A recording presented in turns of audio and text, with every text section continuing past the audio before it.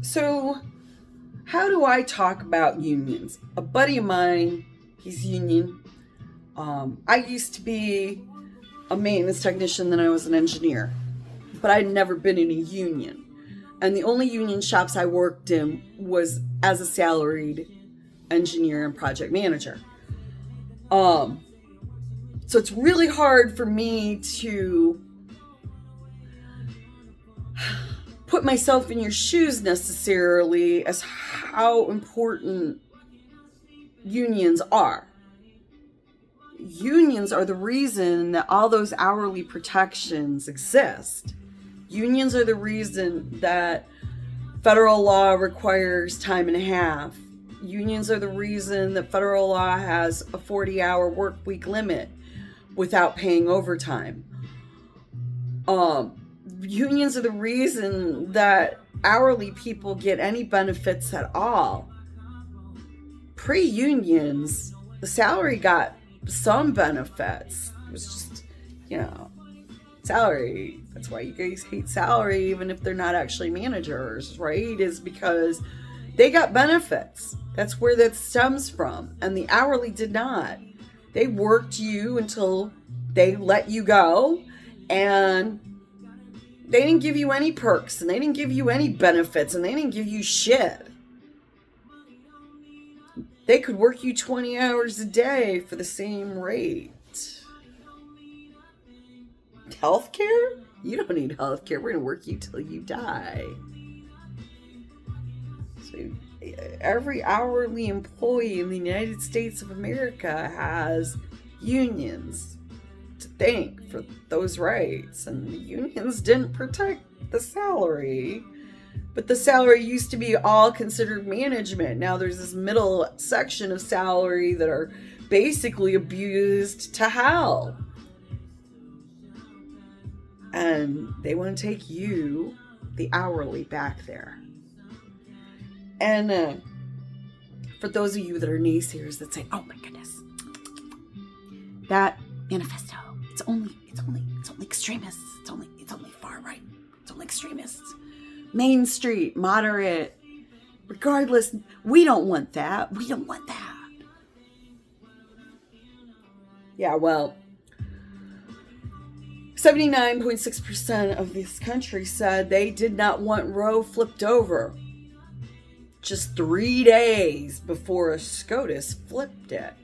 So those project assholes don't give a flying shit what moderate America and mainstream and the majority of us want. They now own SCOTUS. So for you people in the hourly ranks, be very concerned over this manifesto. Okay, they've already done away with a lot of you guys' rights. And I think that's why the AFL-CIO got pissed, right? It was very clear that they fucked the AFL-CIO over after their prez was stupid enough to walk on a stage. And I'm going to explain what they really want. What they really want from you is for you to work at regular rate, period. They say it in the manifesto. They do. They shove that little sentence somewhere down here as they talk about it for several pages, and it's all gibberish for the most part. But they tuck nuggets in here where they, screw you. And my personal favorite is at first they open up with this idea that you're going to get a trade-off. You're going to get PTO for overtime. Ask any salary how that's worked out for us.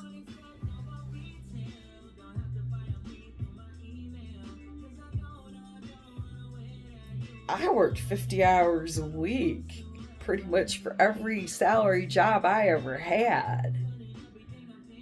More if we were in the middle of some kind of launch or revamp or major project with deadlines. There was one week where I know I clocked more than 90 hours. I didn't sleep barely. You think they gave me that 90 hours back in PTO? Do you? And if you don't understand how disconnected these extremists are, and that it's just, they're not going to do it. They have SCOTUS in their pocket. But how disconnected are they? In their little manifesto, they talk about 2 hours of overtime a week.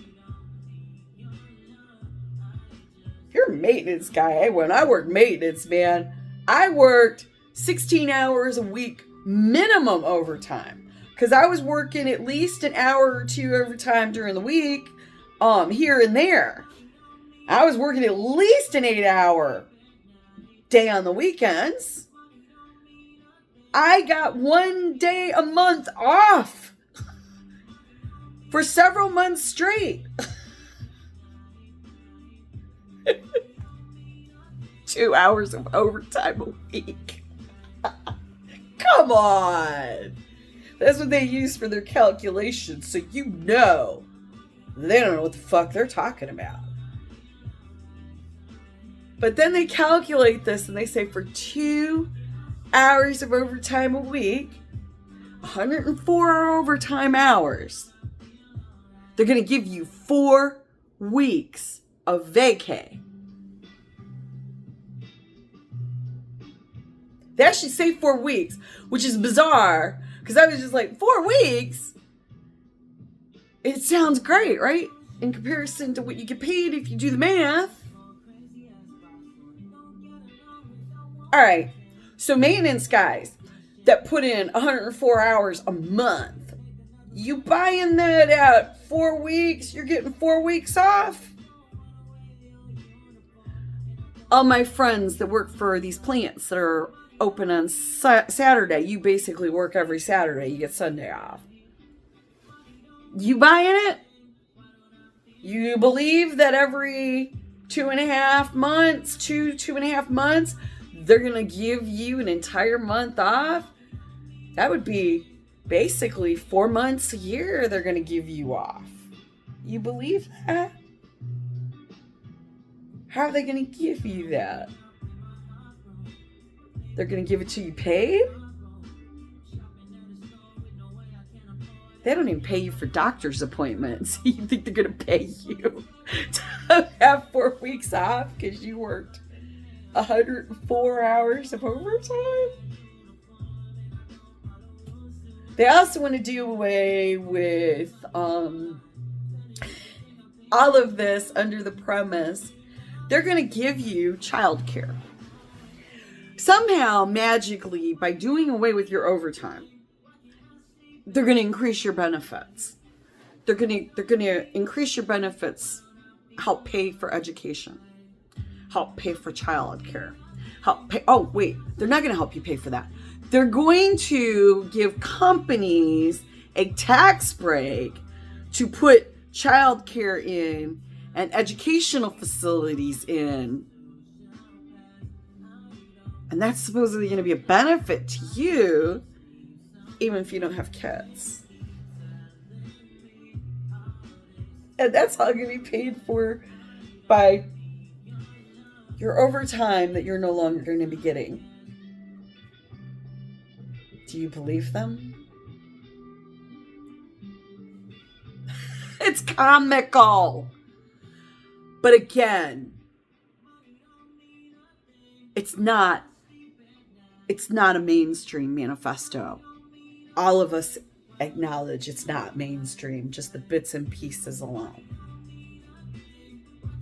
But keep in mind, so far, the SCOTUS members that they have, all of them have been voting right in line with the manifesto. 93% of this country believed that a woman should have an abortion if a doctor deems it necessary. 93%.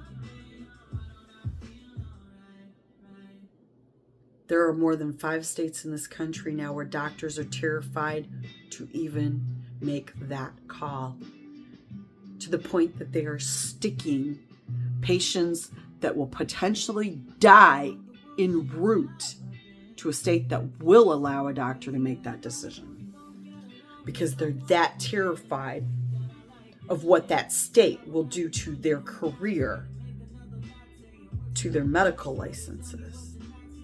This is not an imaginary thing, folks. This is not, oh, just a bunch of extremists and mainstream is going to be ignoring them. No, sweethearts. These are people who have been doing this for over 40 years. Oh, yes. So when they talk about they're going to give you regular rate, they're going to do away with your overtime altogether, and they're going to trade it off for PTO. If you're in a union and you believe that, you're an idiot. And I'm going to give you guys a small little taste of why I don't trust some union leadership. The old AFL-CIO guy in 2016, I wouldn't trust that fuck. Hell no. And I wouldn't trust the one for the Teamsters now. And let me explain why. I worked in a union shop. I was project manager, and I was the engineer responsible for 2 sections of the plant. It was a lot. We needed more people on our side, but we didn't have that many. It was just more need, so we were undermanned. And as a result, I often helped my maintenance techs. And they often protected me because they knew I wouldn't lie, and they would say I was instructing them. So I feel like I owe my friends and even the guys that worked for me to be upfront and honest about this.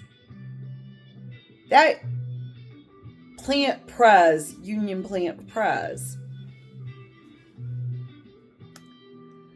he used to golf twice a week with the plant manager and some of the plant management. Twice a week, man. Spring through fall. First snow. As soon as it thawed out enough to go golfing again. He sat 95% of his day in the HR manager's office, drinking coffee and bullshitting with her. Meantime, more than half of the women on the plant floor had filed sexual harassment complaints against the plant superintendent, the assistant plant manager.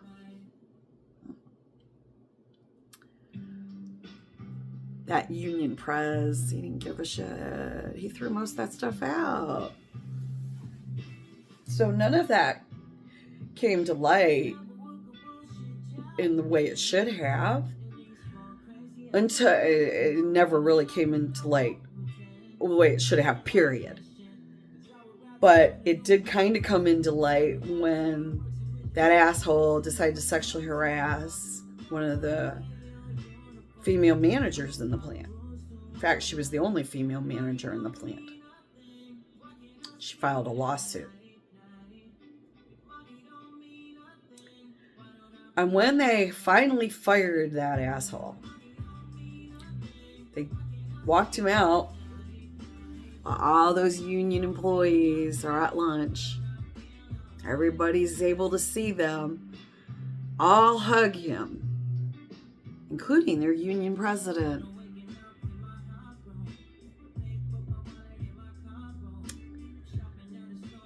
Some of those guys, they get up there just a little bit and they get a taste of attention and management kissing their ass, and they don't give a shit about you either.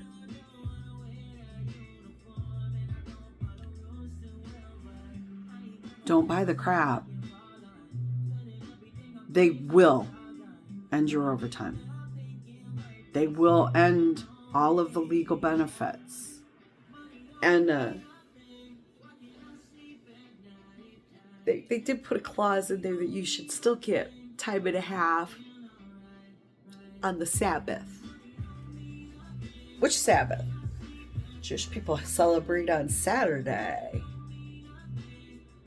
Christians celebrate on Sunday. If you do work overtime, most plants try to be. They got good management. They do always try to be closed on Sunday. So, who's this benefiting exactly? Is it really benefiting you, or is it just benefiting all those corporations and companies who don't want to pay overtime anymore? Wow, can you imagine how much more money they can give to their shareholders if they don't have to pay overtime anymore? Imagine the bonuses those plant managers are going to get if they could just, wow, work you like a dog and not have to worry about those overtime costs at all. You trust that?